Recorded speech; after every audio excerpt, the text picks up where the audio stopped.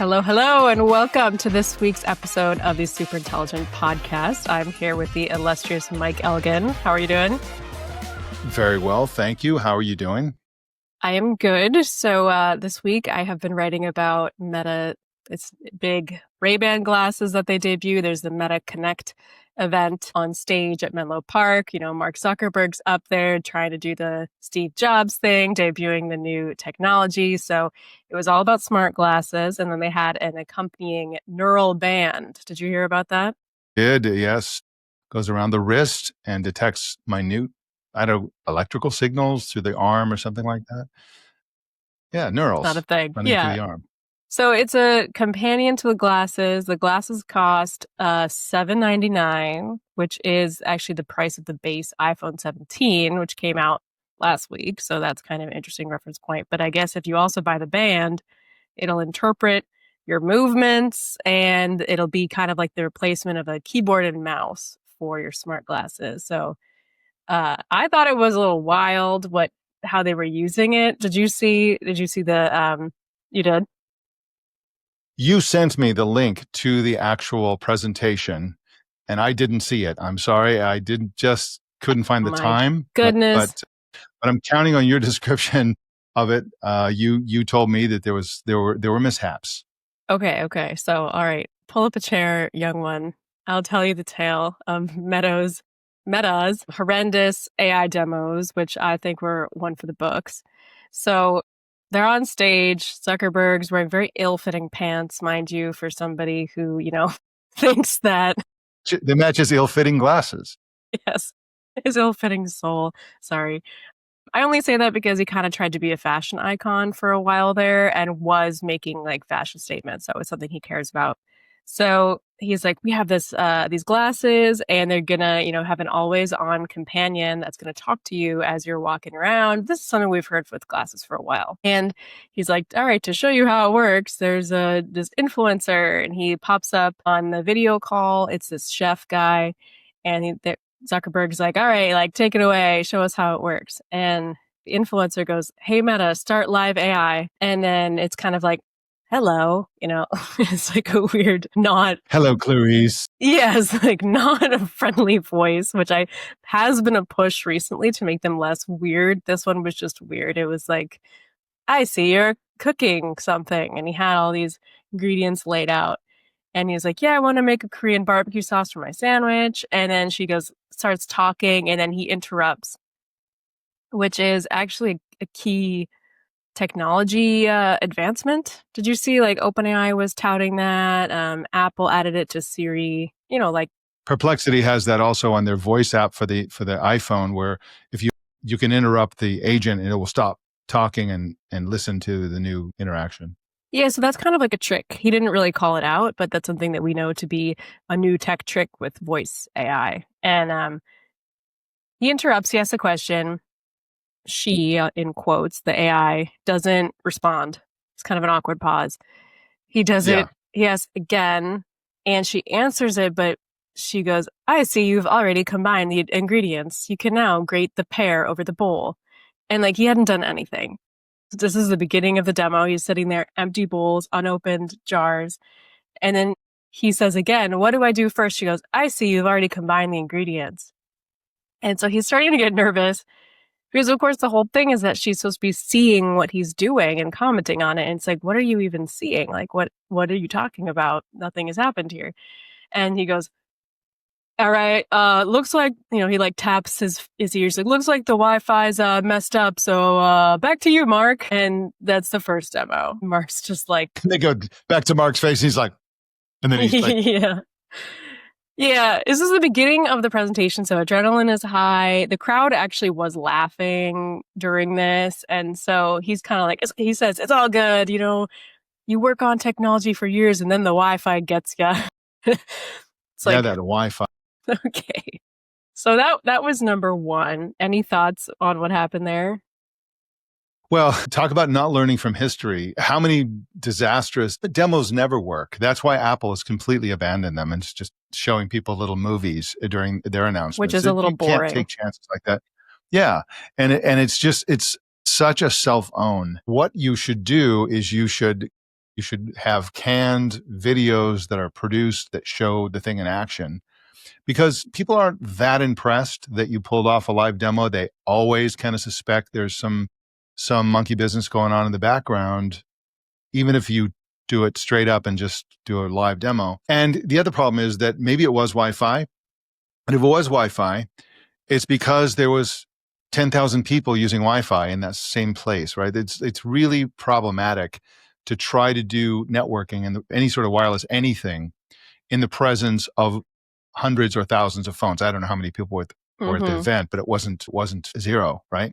And Right. so that's really dumb to do a live demo. Just a very bad choice. It kicks off the thing in a bad way. The interruption part is actually something that I've noticed with Meta AI using the old-fashioned Ray-Ban Meta glasses, which I have and have used, where you get into this sort of thing where you say something and then, or I guess the best example is the Live Translate app. I think I mentioned it on this podcast before, where you try to have an interaction with somebody who's speaking a foreign language, French, Spanish, or Italian. And then while there's a pause, while it's processing the last thing they say, and then it's telling you the English and they're on to the next thing. So now two people are talking at once and they can only hear themselves. You can hear them and the translation. And as I said before, they would actually translate English to English and mistranslate it and give you English that the English speaker never said. So it's really problematic. It's really about it. If you have a display, okay, this is an opportunity to just have captions for that stuff. Because if somebody's talking, then you want captions. So maybe that's what they were trying to do, and they were just interacting with this agent who was not responsive for whatever reason. But that's my impression. But that sort of thing works some of the time, like that technology called multimodal AI, where it's looking at what you're doing and interpreting what's there, works some of the time. It's never good with specifics. Got it. Okay. Yeah. It's vague. Like, so you always say, what am I looking at? And you think it's going to give you this description about where it is, what it is, the history, blah, blah, blah. And it's like, oh, it's a building. And you're like, all right. Yeah, it seemed to just make it up.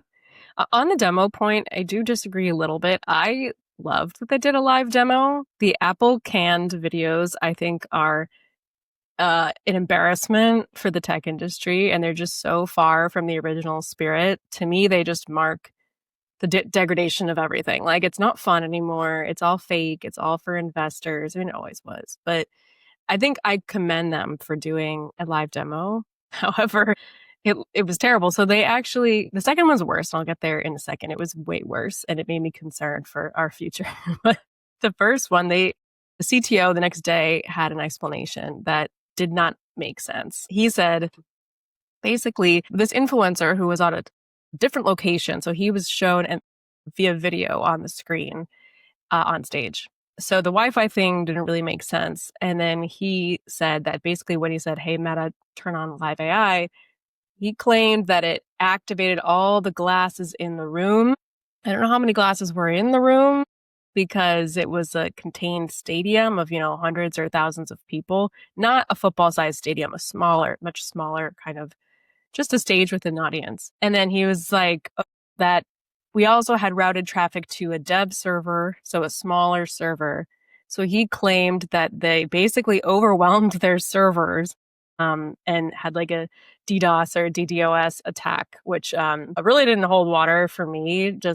So basically that kind of attack is when you think of it like Russia, overwhelms a website and like shuts it down because they have so many bots pinging the server. And it's a very dramatic term that means like an attacker is overwhelming your website or your service. And I don't know how many, right, like how many glasses were in the room, how many activated from that thing, how many were turned on. Why would that overwhelm even a dev server? So I don't know. What do you think about that?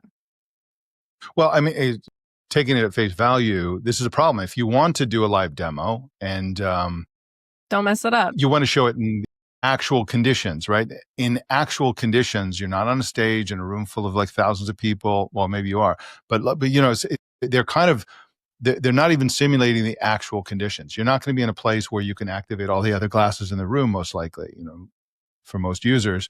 You're not going to hit the same servers all at the same time. The servers, hopefully they're going to build up their server capacity as they roll this thing out. etc.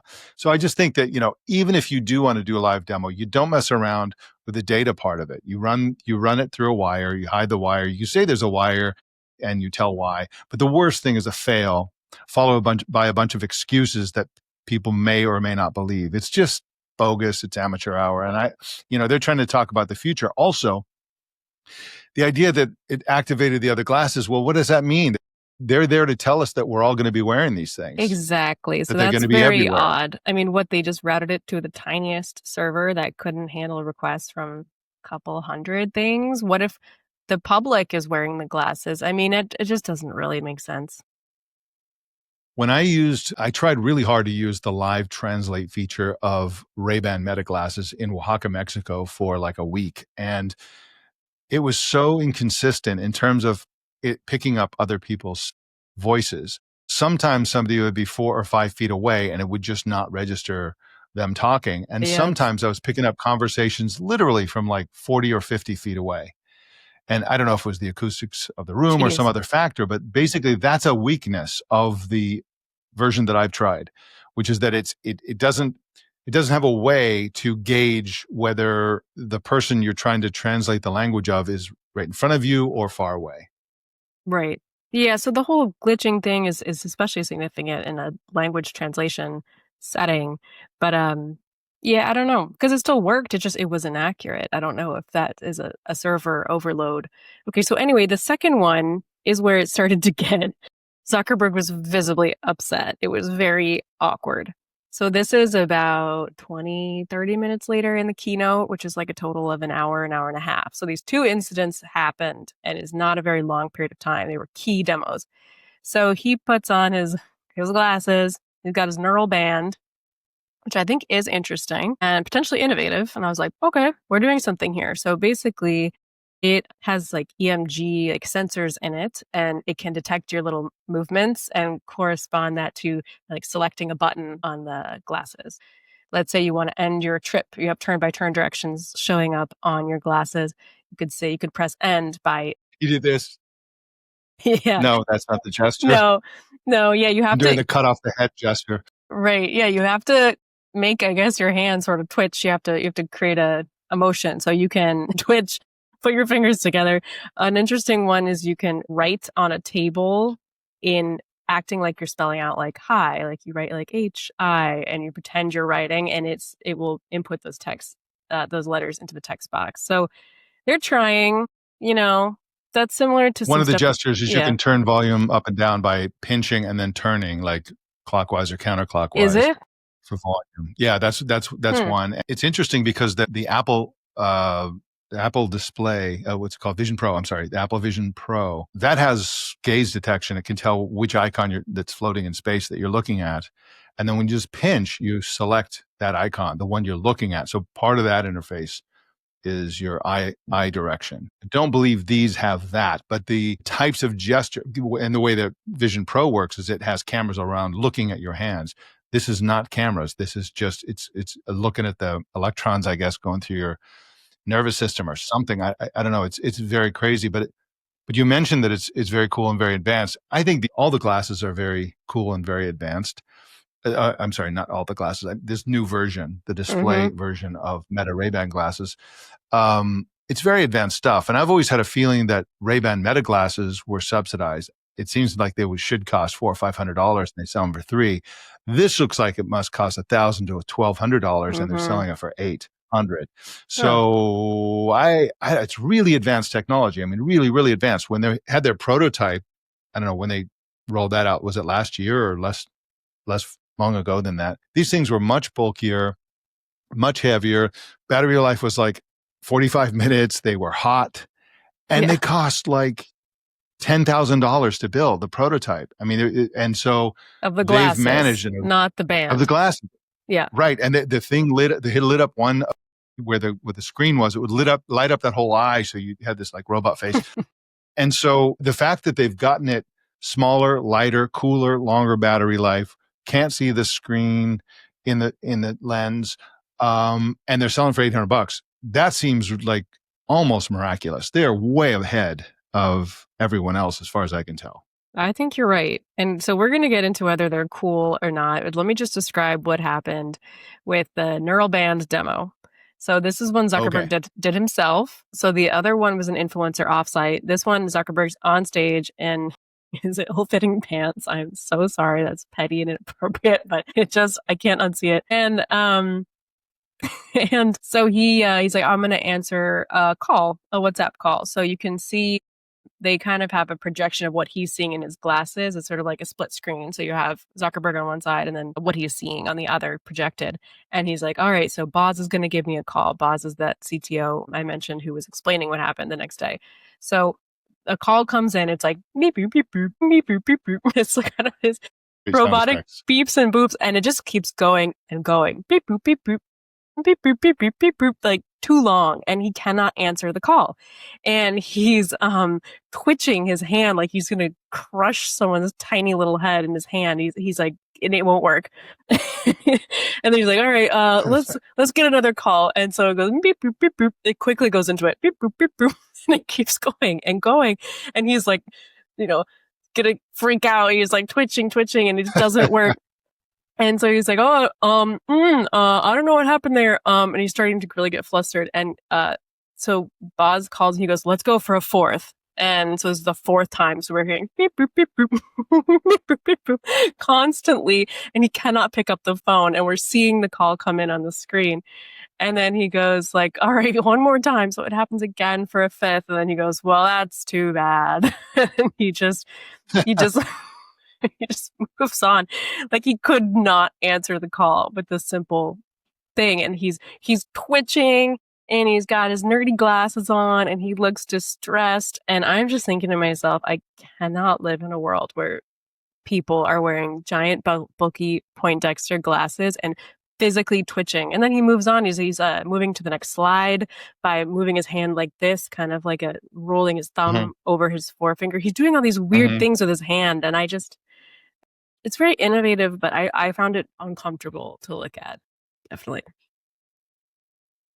Well, I got to see it now. I really should have seen it. I should told really should you. have watched it. And I'm looking forward to seeing it. It's what a train wreck. Poor guy.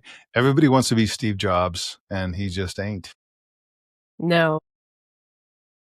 Man. Okay. Well, that's a shame.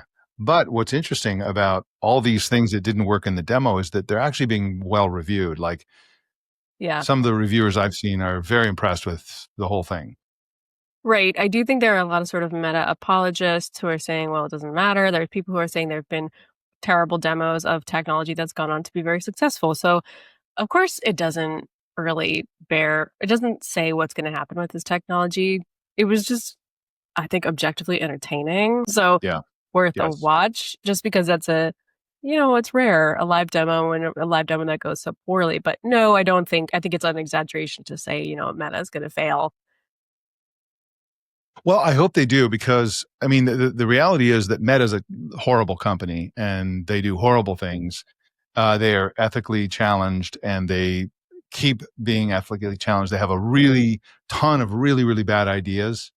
For example, their idea of, having a sort of a 2-to-1 ratio of bots to people on social networks so they're really in the forefront of replacing people with bots, agents, avatars, that sort of thing, which I find really objectionable. I think the whole metaverse concept that he described was really dishonest because he's like, oh, it's going to be open to everyone. There's no way Facebook is ever going to, Meta is ever going to create a web where everyone's welcome on equal footing with Meta. There's no way. They want proprietary, closed, walled gardens. You can't even share an Instagram post. Right, with Yeah, everybody. that's true. Well, jokes on them because let's start their there. their name is still Meta, so they kind of have a little bit of a stain from that whole phase. So they got to deal with that. Yeah, yeah. One thing I don't like about Mark Zuckerberg is that he in The his, pants. no, it's fine. That he said he was very upset that tech companies and corporate workplaces are too feminine, which is one of the most absurd things I have ever heard in my life. Like that is a historically male dominated industry. It just sounds like a way to push women out. I'd make them uncomfortable at work. And I cannot get behind that like so deeply in my core. I mean, having worked in tech and also anyone with, two eyes who reads one article about that industry, it's very male dominated. I don't know if that has bearing on the technology, but it maybe does have bearing on my critique of his pants. He's anti-women, but he's even more anti-girls and anti-children. There have been documented cases where Meta Research, could have been even back when they were called Facebook, found that the way they presented content and stuff like that was leading to self-harm and suicide among young girls and young True. teenagers. And they made the explicit decision to do nothing about it. Stuff like that. There's a whole Mm-hmm. history. The history Mm-hmm. of Meta is littered with unethical, immoral douchebaggery like that. Yeah. Worse than douchebaggery, it's just a toxic harm to society. And so, the big picture is the technology is moving forward. Hopefully, somebody will brain drain the brilliant engineers who did some of the glasses stuff to another company. But other companies are going to be coming out with products, and I can't wait to get off Meta. Right now, they're the leader, and really, I mean, they have the Ray-Ban Meta glasses are the only acceptable glasses in their category that I'm aware of that they look pretty close to socially acceptable, and the quality of the microphones, camera, and all that stuff is better than other products. And so the second there's a better thing out there, I'm jumping ship because I just can't wait to get off Meta. Yeah. I think, I mean, I'm almost certain Apple's cooking something up and they'll be better looking. And, if you prefer Apple products, they'll work with your iPhone. I mean, as soon as that happens, Meta's just cooked. But so we had before this episode, we had a debate on whether everyone will have these glasses, and we had a very different opinion on that. And as I said, I thought the Meta glasses looked painfully dorky. Point Dexter 2.0, pocket protector, very thick rims, dark black. You could wear them for function, if you really want to do something with them. However, I think it's just total delusion that the tech industry presents them as not dorky. They have like fashion photos of people in them, and it's just I think it's so funny to me that they think that they look normal. Well, first of all, let's reveal our biases, shall we? So my Sure. bias is that I'm a former glass hole. I used to wear Google Glass around in public. And in fact, we were in Siena day before yesterday, a meeting with friends. And we were in the main square where the Palio di Siena takes place. So it's basically a horse race in the town square. Like it's a crazy crowded horse race. And I remember going there, I don't know, 10, 11, I don't know when it was, years ago. And I wore Google Glass the whole time.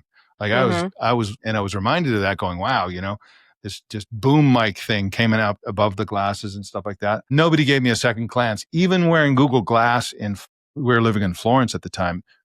Nobody even, I think at most people thought I had some tragic medical problem or something and just would cast their glance away. Okay, but you were a One guy tourist. walked in. Right. Who knows? Of course, that's not the most objectionable thing about tourists. Good point. But that's my bias. Your bias is you personally don't like glasses. You had LASIK surgery and you don't like glasses. You don't like anything on your face. So, Wait, and you're not. I don't like them. Not for that reason. I'd probably look fine in glasses. I lose things. It's the reason I have wired headphones. I lose sunglasses all the time. And You don't want a thing to keep track of. I And can't be responsible for that. I can't add that to my life. I have to charge them now. I'm going to forget that. I have to, I have anxiety. Where's my phone? Where are my glasses? I'm not into it. Yeah. And I would only wear it if it was really unlocking things for me. I'm speaking more if you really get out of this tech bubble, like early adopters like you. It's actually really cool that you tried that. And I love that you bring that experience. But think about someone who has no idea MetaConnect happened, doesn't know smart glasses are a thing, lives in a completely different world than all this nonsense. Are they going to walk around and be like, I want to wear those glasses? I'm going to say no. okay, so here's my perspective on that. So first of all, even the Ray-Ban Meta glasses, I can't speak to the Meta Ray-Ban display glasses. They're a little bulkier and dorkier than the Ray-Ban Meta glasses. But as I've pointed out to you, there are lots of people, including Kevin, our producer, including friends of mine, who look fantastic in them. They look really good. I'm not one of those people, and I still wear them. Mm-hmm. My superpower is I don't care how it looks. But when the iPhone first shipped, even before when they first demoed it, everybody said nobody's going to type on a screen, on a glass screen. They need Mm-hmm. physical keys. When even before that, when smartphones came out, handsprings and so on, people are like, nobody's going to carry a phone because they're already carrying a PDA. So now I got to carry a phone and a PDA. Nobody's going to do that. When they first came out, when the Palm Pilot came out, even before that, they had a handwriting system with a little stylus that came with it. And people Mm-hmm. said, nobody's going to use a stylus. That was almost true. Like, stylus using has been rare for most of the history of styli. But still, people do it. Steve Ballmer said nobody's going to pay. I think it was $700 or six or $700 for a phone. He said nobody's going to pay that in the future. They said nobody's going to carry a phone in a pocket because it's just too bulky in your pocket. Mm-hmm. So the history of technology is littered with things that seemed completely out of place. I think there's a really good possibility that the AI glasses will actually be kind of cool. That to look conspicuous and dorky. I also think that the big opportunity for Apple is fashion, right? Yes. They try to do it with watch bands, but how you can only go so far with watch bands. I mean, you can only be so fashionable with a watch band, but glasses, I mean, come on, they're going to get people to buy 3 or 4 pair just to have different looks to put Mm-hmm. on in different circumstances. And also the technology, of course, is moving so fast. These things are going to shrink down, become more That would be normal looking, necessary. stuff like that. Yeah. But so I think and I think lots and lots of people who are going to be wearing these things won't need glasses at all. Like they'll have Mm-hmm. perfect vision and they'll have no use for sunglasses and they'll still wear them because the functionality is going to be really like, it's going to be awesome once they nail down these little things like being able to answer the phone. Yes. Yeah. It is true that, there's been people who say things like I'm saying, oh, no one's ever going to do that. But yeah, I mean, I think it would have to be a lot more fashionable. I think Apple would play a big role in popularizing. I do think the bigger macro question is just like, do we want to feel even more burdened by our tech? We already feel a constant slog of notifications. We're slaves to our phones. We're looking at them constantly all throughout our day. We have to book doctor's appointments on the internet. And I mean, actually, that's kind of convenient, but we have to do everything online. And I think a lot of people feel really burdened by that. And the ability to just walk around and not interact with technology is just the biggest sigh of relief. And now they're saying, wear it on your face, wear it on your wrist. And oh, we're going to make you think it's cool. And it's just, I know they need a new category because phones are so mature, laptops way old. They need something new. And I don't know if I'm sold on it just being the right direction in general. But look at the revealed preference of actual use. Yes, there's a crisis of people being on the phone all the time and being harassed by notifications and scrolling constantly and never getting off. But look at the revealed preference. People don't turn that stuff off. You can turn it off. You can pull the battery out of your phone. Whatever, you can opt out, and most people don't. They let that stuff just wash over them. And I think that people will say that it's too much, but I think in real life, people actually choose to have lots of notifications, to be interrupted all the time, and that's kind of thing. And it's a problem. And I think that AI glasses are going to come with their own problems, and it might be a complete disaster culturally, psychologically, and so on. I'm not ready to predict that this is going to be a good thing yet. It may never be a good thing, but I am willing to predict that it's going to be a big thing. Yeah, sales are I think growing. people really will do it. And the other thing that has to be mentioned is that sunglasses are a whole different thing. So in terms of how they look, if the sun's out and you have the lenses that change, or if you get the full-on sunglasses version of the Ray-Ban Meta glasses, they actually look much better than just the clear glasses. That's one thing. Secondly, Meta's doing sports glasses. So they have the camera in the center between the eyes, and the big like ski goggles, or useful for skydivers or skaters or mountain bikers or whatever. And these are going to go after the GoPro cameras that people affix to their helmets or whatever. And it's much better to have a camera like between your eyes True. than it is to have one on the top of your helmet.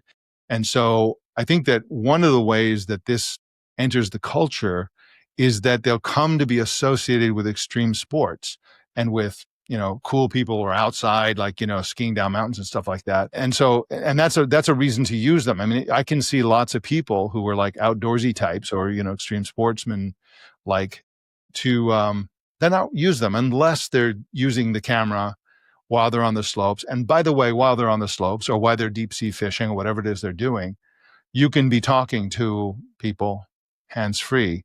So when you're doing outdoor sports, you tend to be using your hands for something, which is a great way to, you can get your notifications, you can make calls, do all that kind of stuff. So I don't know. I mean, I think do still stick with my prediction that I think we're going to use glasses more than smartphones within 7 to 10 years, roughly. Okay.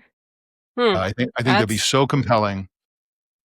That's Yeah, optimistic. I think they're going to be really, really compelling. No, I think it's going to be really compelling, and I think that within 10 to 12 years, we'll have a new generation of users who will be kind of like pointing and laughing at our generation who used to carry around these massive, clunky phones, right, and hold them in our hand, yeah, like cavemen. that's what the demo did for me, though. Is that Zuckerberg was saying, this is going to be so much better. We don't have to look at our phones. And I was like, well, look at you right now. You're twitching. You're actively, your body is convulsing. Yeah. Like, that's normal for him? Better? Yeah. Is that better? That kind of got me thinking, I don't know, because of course I like the idea of my hands being free and people not getting carpal tunnel and these syndromes that technology has given us. Sounds great to get off of that. And that's been a big push, like the nothing pin. But then when he was up there, I was like, whoa. I don't know if this is what I signed up for. I think the wristbands are going to be a passing phase. They will be replaced by better technology that's either LiDAR. So Apple has patents around a ring. So I think we'll go from wristbands to rings to nothing. And when we go to nothing, what that's going to be is little cameras like Apple Vision Pro. There'll be cameras here looking down, and then whatever we do with our hands, AI will interpret what we're doing and give us that kind of thing. And so I don't think ultimately we're going to have something on a wrist. Another option, I think, maybe for the first Apple smart glasses it'll work with the Apple Watch, which means you have to, if you're right-handed, you'll have to do gestures with your left hand or something like that. Or maybe, I don't know how what they're going to do, but I think that we'll go through a phase where they're clunky, kludgy things like magic wristbands that make you twitch and then don't work. Ultimately, I think we'll dispense with those, and that'll just be one of the things that the future generations will laugh at us about. Right. And maybe my feeling is just what maybe a lot of people feel or don't feel is that, we've learned all these lessons from the dot-com boom and this first wave of technology. We've seen how it's affected people. You brought up, like bullying and young kids at school. And we've also seen happiness rates decline quite a bit. Like, it's really changed our society. Although I don't think the research is quite strong enough to really prove that, but we all have this feeling that technology is doing something to us. It's changed the way we date, which we've talked about, changed the way we've worked. We see people less often because, hey, I'll just go watch Netflix. I don't need to call someone. Or we've learned all this in the past few decades, and I think there's been a lot of bad blood built up. And now the tech industry is asking us, oh, but we'll do and now we have these new devices we want you to wear on your face. And it's like, can we have like an intervention before we just move on to this next phase? I'm not, the rock is moving and I'm like, it's rolling. Is it crushing us, or are we still in front of it? It's just that feeling of, are we ready yet? It just might be too much. Every action that the big tech companies take triggers a reaction that most people didn't see coming. So I think that what's going to happen is that products and we're looking at big numbers, but not overwhelmingly big numbers. So I think one of the predictions I've seen recently is by the end of next year, there'll be 10 million AI glasses out there. So that'll be, right now it's 2 million Ray-Ban Meta glasses. I would guess that over the next year, they'll probably sell 500,000 or something like that of the Meta Ray-Ban display glasses. And then they'll sell a lot more Ray-Ban Meta glasses. Some other companies will chime in. Google's going to come in mid-year. We're going to be, Xiaomi and Samsung are going to come in, and somewhere between summer and the Christmas holiday season next year. And so by the end of next year, we're looking at, maybe 10 million. That might even be a conservative projection, but it's not going to be more than 15 million units, right? And it's going to be mostly in the US. And so, that's, I don't know if you'd call that mainstream, but that's, it's a lot of units out there. It's going to be, it'll be bigger than, say, the Amazon Echo in people's homes Really? within a year or two. I think so. Yeah, I think so. I mean, a lot of people, lots and lots and lots of homes don't have those. But They is never that just worked, get one. exciting to you because it is exciting? It's a new category, or do you feel that it's right? No, Like what? It is I think, exciting, but yeah, I think that, I think it's interesting because one of the things it'll be competing against for our attention, which of course now until the end of time, it'll be like it's all just about attention. Like what are you paying attention to? How are you getting your content? We're all going to be consuming media. We're all going to be communicating. This will all be facilitated by computers and radios and stuff like that, wireless radios. But it'll be competing against VR. I think VR is really dangerous culturally because you're just completely immersing yourself in a fantasy world. I think it's so much better to immerse yourself in fantasy augmented reality world, right? So this is ultimately where AI is going, where the real world is, we have extra information. We have an AI agent that sort of helps us, guides us, gives us little tips and tricks and points out things that we may want to notice and gives us turn by turn directions. And all the while, we're not looking at a screen. We're not, sort of lost in ourselves. We've all seen the videos of people in malls walking into fountains because they're looking at their yes, screens, right? I think that it's an alternative to both phones, and I think it's an alternative to VR, and I think it's right, better than both of those things. right, But the danger with it is that it starts to it's a real cyborg technology psychologically. So right. when you're listening to Ray-Ban Meta glasses, when you're listening to a call or music or a podcast, it literally sounds like it's coming from inside your brain. Like it doesn't sound like it's coming from the outside world. So weird. It sounds like it's coming from the center of your head. It's You're very hearing weird. voices. And then, yes, exactly. And when you're walking around, it will read your texts to you. So it'll say, Bob sent a message and said blah blah blah blah, and it feels like you just had a thought almost. It's like so it's a little close to home in terms of the melding of digital cloud-based information and your own thoughts, your own brain, your own mind, and so that's potentially problematic. The other problem is, of course, the monetization. How are they going to monetize this thing? How are the companies that right now monetize with advertising and all these other things monetize in a world where they can't show you advertising? I mean, hopefully advertising in these glasses won't become mainstreamed. Right. So that's a potential hazard, but I think on the whole, I think knowledge is better than ignorance. It'll facilitate just asking to answer questions, right? And I think it's better than smartphones, and I think it's better than VR, and I think but I think more than anything else, it's just almost inevitable. It's going to happen, and so I think I'm hoping to try to look at in my columns to look at the pitfalls that are coming, warn people against it, give people good ideas about how to avoid whatever traps are laid in the future of this Hmm. technology. But again, I think it's gonna happen.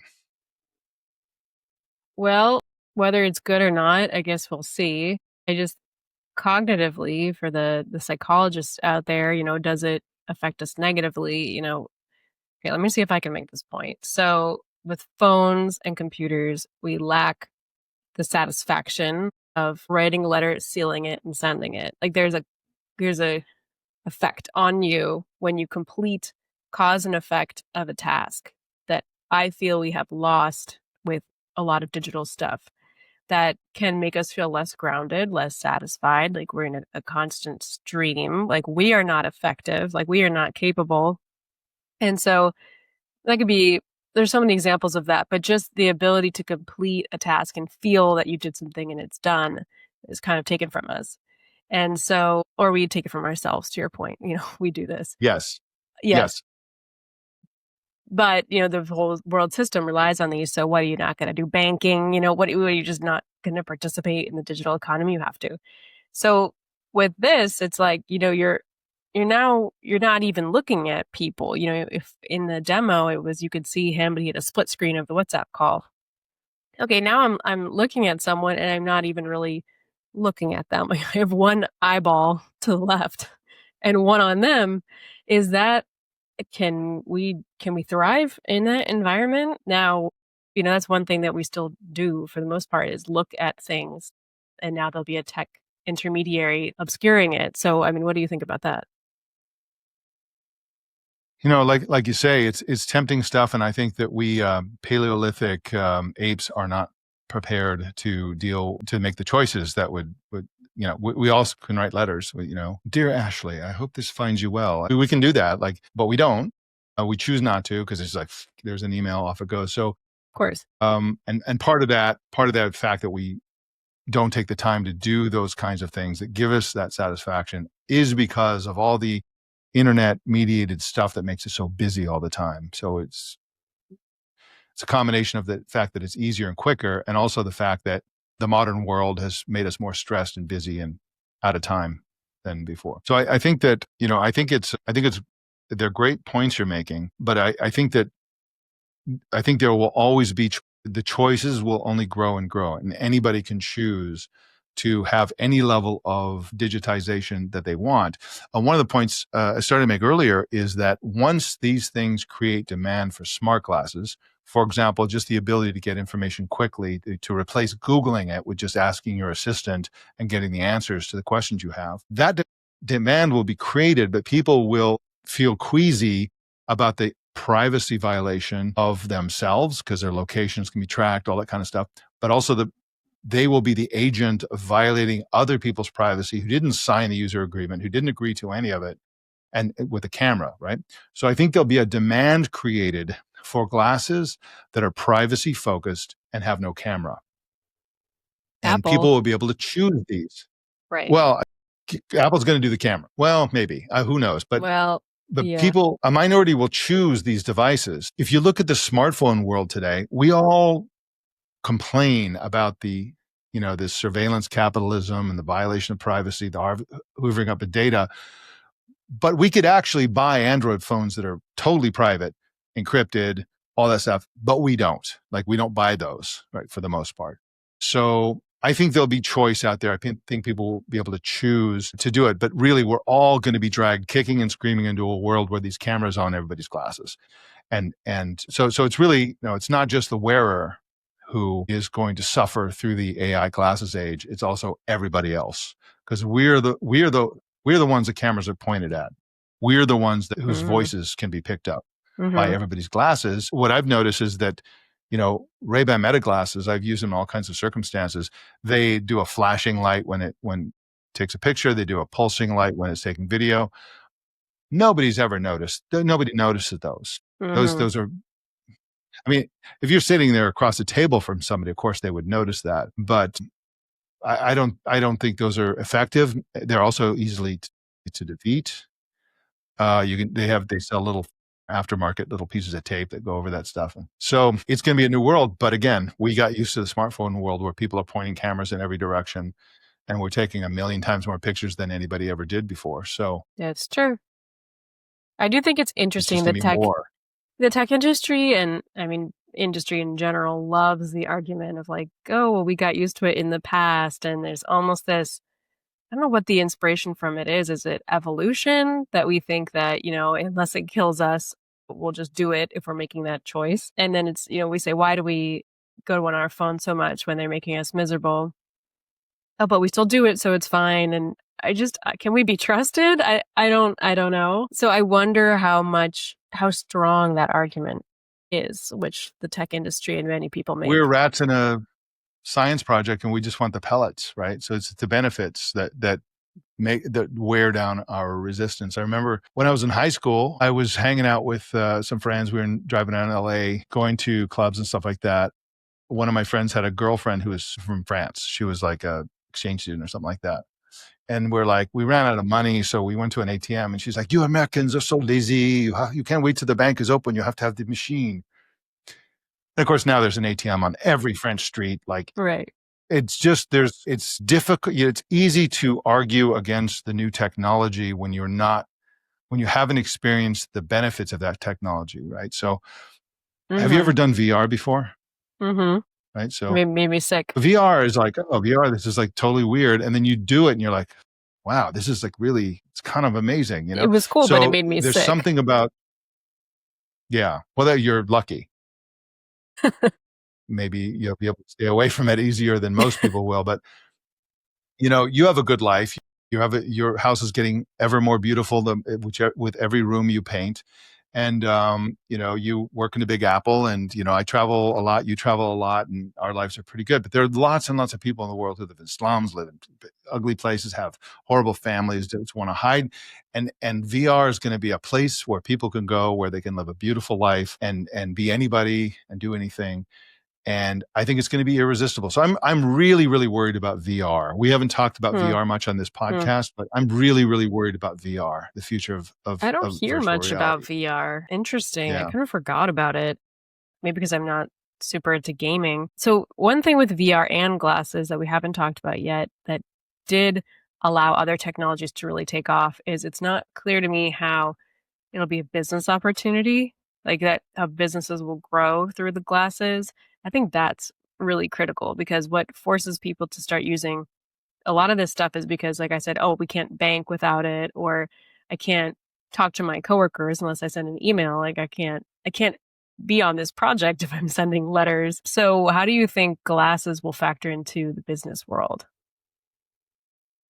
Yeah, I mean actually, I can see how VR can be Or monetized. VR? You basically replace the whole world.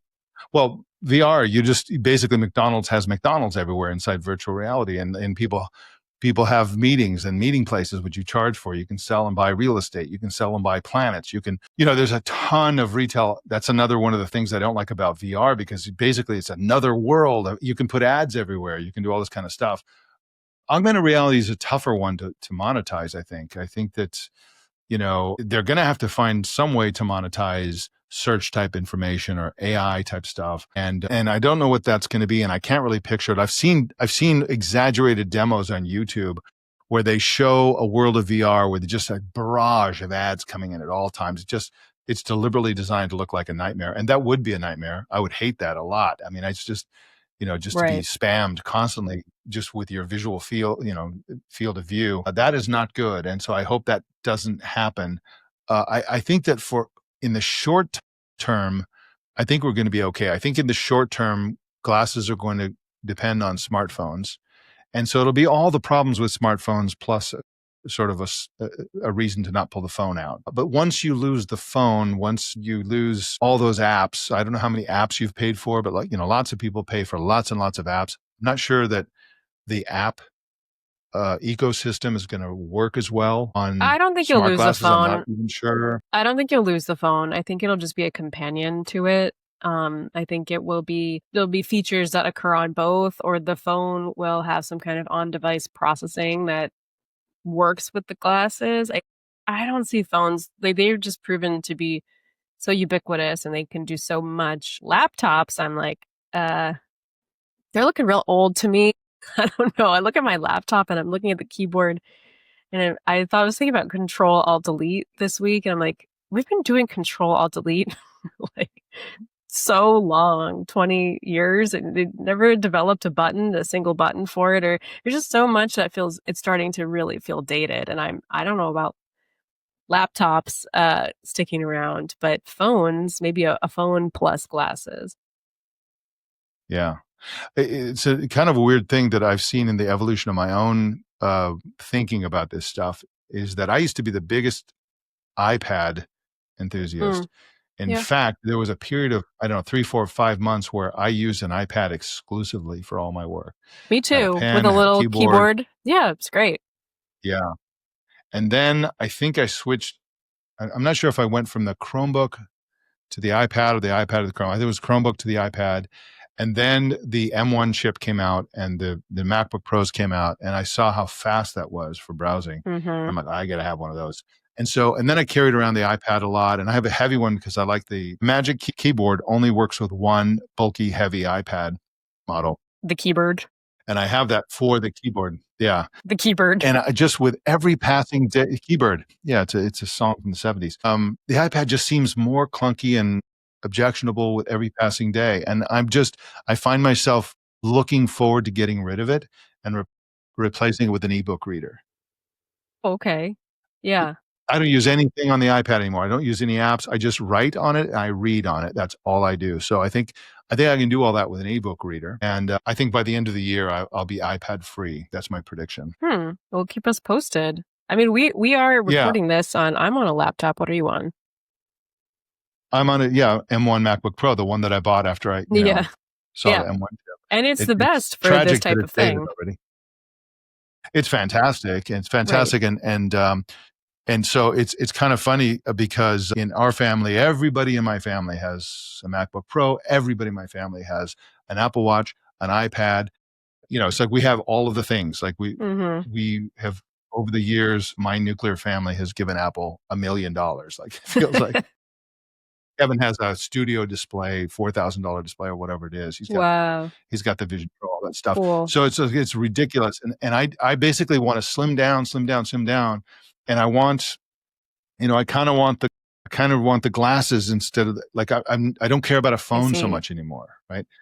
I'm happy with an old and busted phone as long as I have the new hotness glasses or some other way to take pictures or whatever. I carry a it's not a DSLR, but it's a mirrorless Sony camera, very high quality lens, very high quality camera. Okay, let me ask you.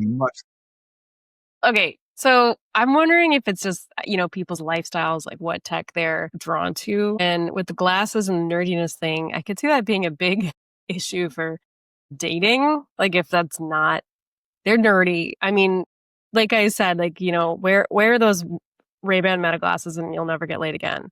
So is your wife attracted to you when you're wearing your glasses? And the answer is an unequivocal no. She doesn't like them. She thinks they look terrible. Okay, that's so this has funny. Actually been a real damper on my enthusiasm for them, in fact. That is so funny. Okay, so that's what I'm saying. Like, you really want young men. They need help as they are. Are they be wearing these glasses? Like, it's very unrealistic. Are they going to prioritize the tech more than just interpersonals and So anyway, that's my coolness issue. Maybe it's certain people don't care about that. Your wife is very tolerant. If my husband was just constantly wearing the glasses, I would be upset. I would. So a few months ago, I went to a women winemakers fair invited by a friend of ours in San Francisco. And another friend of ours from Spain, who's a women winemaker, was there, invited by my friend. She does this every year. So we were all together at their house in San Francisco, and I was wearing the glasses all day, and Amira was kind of complaining about them. And the other two women, my friends, and my female friend, and the female winemaker, both said they thought that it looked good, my glasses. Okay. But they were drunk at the time, and they'd been drinking wine all day. So, and they're not going to date you. Your wife is there. No, they're not. This is a very different scenario than a high school or a college campus or their 20s or 30s. This is mostly than just being, the feeling sorry for me and being nice, probably more than anything else. But they might not know what to say, so they're just like, "It looks good." But it's a great point you make, and I think I tend to look at the future, and this thing is moving so quickly. The miniaturization of all the components is moving so quickly that, literally like 2 years ago, there was nothing as sexy as the Ray-Ban Meta glasses on the market in terms of smart glasses, right? And now they've been out for a little while, and other companies are working on it.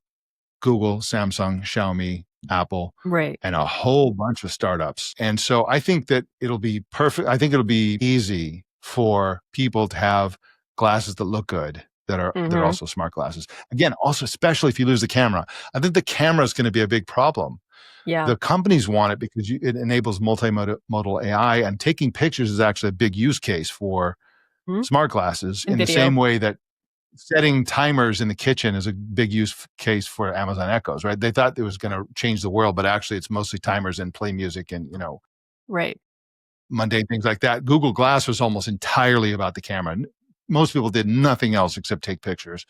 And so the camera is really, really important to the companies. But I think that for people who want to get laid, the camera is Yes. not a good idea. I'm concerned about those people.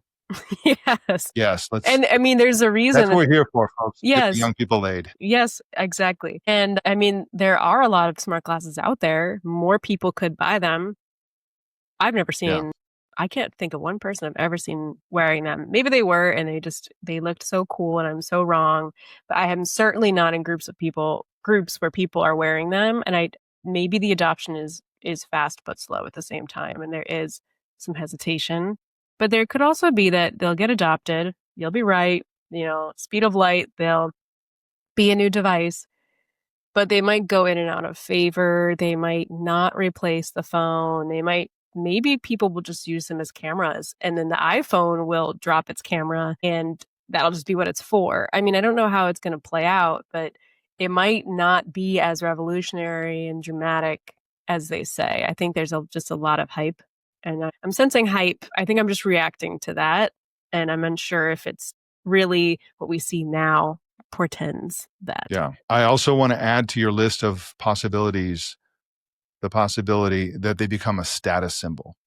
That would be best case scenario for tech. Yes, exactly. And when the influencers and people because if you go to TikTok, and have you seen Ray-Ban Meta TikTok? It's huge. Tons and tons and tons of people. And basically it's people wearing them and taking video of themselves in the mirror and making TikTok videos with them. But it's you see a glimmer of a trendy sort of status symbol happening kind of thing, right, on TikTok. But and so who knows where it's going to go. But what we do know is that there's a lot of money to be made. Phones are kind of played. The industry is desperate for more revenue. Apple desperately needs new revenue models to keep growing. Google desperately needs it, although not as desperately as Apple. Google can do it with the enterprise. And so I think that it's just a matter of time before there's literally 500 options, and take your pick. And it'll be an act of self-expression to choose the smart glasses that complement your looks. So basically you're saying as soon as glasses get you laid, they'll become mainstream. Yeah. Kind of. Take them off immediately before. I would recommend. Or maybe people will film that. That's the business. Well, no. Why am I leading us in this direction? Why I'm an unreliable narrator. You just cut me out. I think your narration is actually tragically quite reliable. I know. And it's all the above. I mean, pornography is always one of the first users of new technology. So that's absolutely probably already happening. Who knows? But anyway, I think it's an inevitability. I think that look at where Apple's going with the glasses, with the phones. The new iPhone Air is super thin. That I think people have accurately predicted that that's a precursor to a folding phone. That once they fold this way, they're going to be able to fold this way. They get smaller, and then you'll still have a reasonable screen. But once you are less reliant on the screen on your phone, okay, that can really shrink down and maybe vanish into a watch or something like that. I don't know. It's going to be really interesting. We'll see. There'll just be more chess pieces for them to move. Like Apple's added chess pieces with the AirPods that have a lot of innovation, the Apple Watch that have a lot of innovation, and they're connecting it to the phone, to the iPad, to the Mac. So, I mean, Meta, is actually really far behind. You can connect to your social media profiles, I guess. But it'll just be They're far behind on what part of it? Hardware ecosystem. Meta? I think so. They're way ahead on the AI glasses. Okay, thing, but I think. ecosystem. Yeah. They have what? Do they have other hardware? Am I missing something? Well, they have VR hardware. They have their whole VR line. Well, I think so. A couple of things. So my theory is that one of the reasons why they hit it out of the park was that Mark Zuckerberg was personally obsessed with the metaverse and other things. And I think Yeah. other people did this. And he thought, yeah, whatever. Go ahead, fine, whatever. And so other people were unburdened by his input and came out with a brilliant product. It reminds me a lot, not in that aspect of it, but it reminds me of when the Amazon Echo came out, right? They were 2 years ahead of the next product. 2 Yeah. years There was a long ahead. time there. And it was like Amazon. And back then, Amazon's more of a hardware player now, but back then they were nothing in terms of hardware. I mean, they failed at every type of hardware they ever tried. And it was such a shocker that they were 2 years ahead of Apple. Meta is 2 years ahead of Apple. Of all True. companies, Meta is in the lead in this thing. And it's just, there's something wrong with the universe when Meta is in the lead in terms of a fashion adjacent Right. consumer electronics product. Like, Well, what is going on here? This I is think wrong. it's because they I blame all partnered the with other Ray-Ban. companies. Yes. Well, they partnered with Ray-Ban. I think that's really it. Like, who knows how good the tech is? Yeah. I'm sure someone else is making better tech. Actually, in an early episode, you talked about a startup with like way better smart glasses than anybody else. They were operating under the radar and they swallowed their pride and they partnered with Ray-Ban, and it was cool for the tech industry. It's something Apple wouldn't be able to do because, they're a fashion brand, really. But Well, they also want to own everything. yeah, but also I think really it's Ray-Ban. Like, because people could say, oh, it's the Meta Ray-Ban. Oh, it's the Meta Ray-Ban. Ray-Ban. I hope Ray-Ban is making a lot of money because I think they're bringing a lot to the table here. Yeah. And Ray-Ban is a sub-product of Luxottica, which is an Italian company. Actually, I had lunch right before the podcast here. I'm in Venice with a local Venetian friend of ours who used to work at Luxottica. But they have Sunglasses Hut, like, the Gucci glasses, all that kind of stuff. That's all Luxottica. They're just a massive monopoly in glasses generally. Oakley. And I think, like you say, Oakley's also, Luxottica. And the other, I think and they're other doing smart glasses. Glasses are. They're doing. Exactly. Yeah. So Luxottica just has all these brands and they're going to make them all smart glasses. Yeah. Exactly. But I think it was a stroke of genius and also a stroke of luck that they partnered with Ray-Ban, because Ray-Ban already had sort of thick plastic, glasses. And so to make room for the electronics was not a huge stretch. They still look identifiably like Ray-Bans. And so that's very lucky. But I remember I've been tracking this for years. Mark Zuckerberg used to go to Italy and hang out with Luxottica, and everybody's like, "Oh, what's he doing with Luxottica? Are they going to buy Luxottica?" And so he was working that relationship for years and years and years before they came out with the Ray-Ban Meta glasses. So you can see the power dynamic shifting. They're so successful that the first one were called Ray-Ban Meta glasses, and the new ones are called Meta Ray-Ban display glasses. So they've now got top billing, which I think indicates the shifting power dynamic. And I wouldn't be surprised, in fact, if they did buy Luxottica at some point. He loves to waste billions of dollars at a time. So that actually might almost be a smart purchase, actually. Keep the competitors from getting involved in that. Could be. I mean, did you see the picture I sent you in the WhatsApp of the glasses? Yeah, they're quite unfortunate. Okay. We can agree on that. Yes. But some people look good, pretty good with them, It's just probably a minority of people look good with them on. Good enough, right? But compared to Vuzix or compared to some of the Snap Spectacles look absolutely ridiculous. Those are the ones I sent you. Yes. They just look like the grill of a car or something like that. It just looks horrible. And so, anyway, it's all fascinating that, it's fascinating to know that Apple's coming for them, and Apple just has, I don't know, they've got to have hundreds of patents around this kind of glasses category. They just don't have any AI. So we'll see what they do with the AI. But at some point, they're going to be a company to be reckoned with, because their Apple customers spend money and they buy expensive things. So I think they're going to, I'm expecting Apple to do very well in this category. I'm even expecting Google to do okay. I'm pretty sure Xiaomi is going to do pretty well. I'm definitely they won't sell counting here. on Samsung to do with Yeah, maybe not. Who knows? But the Chinese companies and the Korean companies are going to be very aggressive. Yeah. With new features, and they're really going to push the payment stuff. It's going to be integrated in China into Weibo and all this kind of stuff. So we're going to see. We're throwing out numbers, but I think in China, those numbers, multiply those numbers times 10. Right. This is good. You're like a Wall Street analyst or an old school auctioneer. Going once in China, the Ray-Ban and Yeah, the Xiaomi, that's right. 10 million units. I just Exactly. don't That's I what just I don't want to am. be I'm selling discounted. pigs.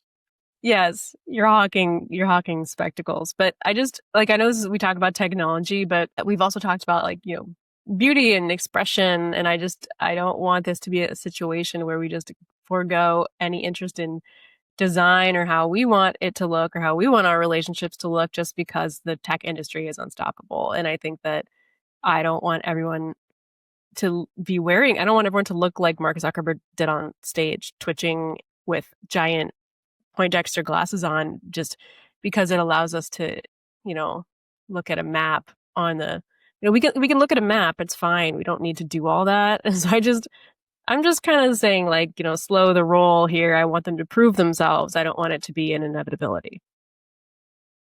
I am with you, and I basically I'm of three minds on this subject. In truth, one of them, I'm really fascinated by the technology because I've seen it coming since people were doing projects at MIT in the 90s, and their smart glasses were like basically helmets with like stuff attached and wires Yeah. everywhere. And it's just amazing to see how far it's come.